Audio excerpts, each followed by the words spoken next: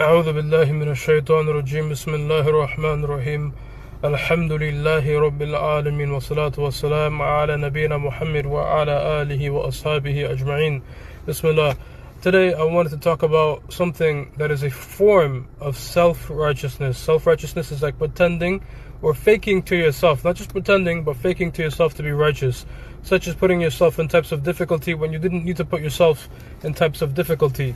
Understand? Such as the person who is extremely sick, but he forces himself to go to the masjid. This is self-righteousness. Allah is not a tyrant. Understand? Allah is al-Ghafur, al-Shukur. Understand this?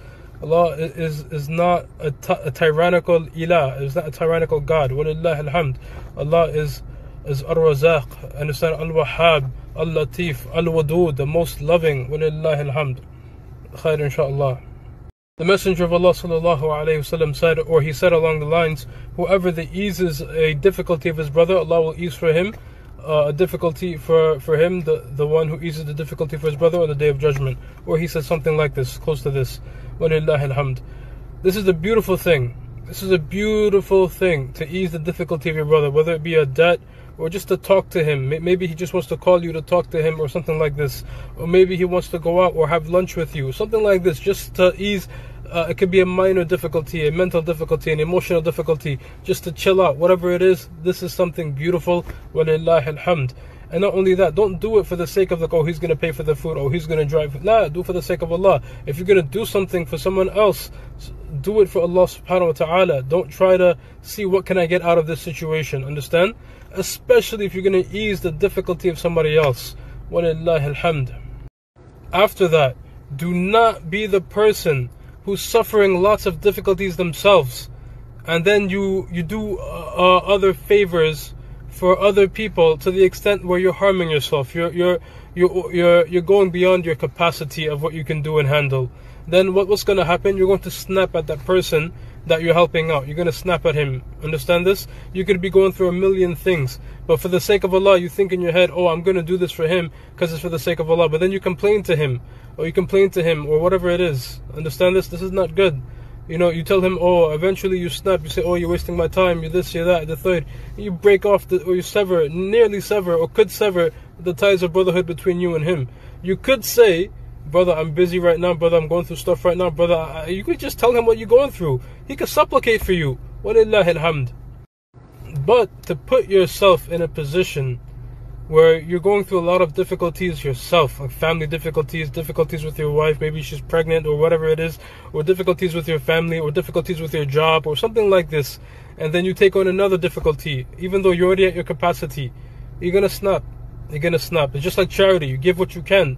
Do not give so much that you destroy your own hands, that you no longer have money to provide for your families and yourself and your responsibilities. Same thing with this type of matter, right? Your capacity has a limit.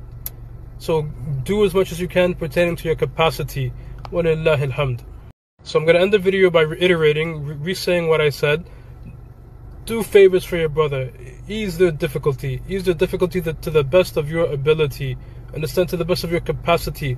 Do not go beyond your capacity before you lose your patience, before you snap, before you get angry with your brother, who he himself is in a state of difficulty. And he does not know if you're in a difficulty or not unless you tell him. Surely, if he knew, and Allah knows best, or she knew that you were in a state of difficulty, he wouldn't have bothered you. He would have made dua for you. Understand this? He would be understanding. Understand? Barakallahu fikum. If he's a good brother, if he's a good brother with wisdom and understanding. Not some of these brothers, unfortunately, may Allah guide us from away from this behavior. They're advantageous. What can I get the most out of this brother? Maybe I could get lunch today from him. Astaghfirullah. Brothers think like this. Men think like this. Sisters think like this. This is a horrible way to think. And it's not right. Then when you snap on your brother, continuing what I was saying, let's say you do your brother a favor or whatever it is, he wants to spend time with you, talk with you, whatever it is, he needs to borrow money, whatever it is, and then you keep saying, yeah, I'll help, and then you snap at him, and you tell him, oh, I'm going through a million different things, you know, you're taking up my time, you're doing this, you're taking up my wealth. You should have told the brother that from the beginning. You should have excused yourself from that voluntary deed of easing his difficulty. You should have said to him, brother, I'm not in the position to take this on right now. Maybe another time, inshallah. Something like this. Understand? Barakallahu feekum wa subhanakallahumma wa bihamdika ashhadu an la ilaha illa ant أستغفرك وأتوب إليك. السلام عليكم ورحمة الله وبركاته.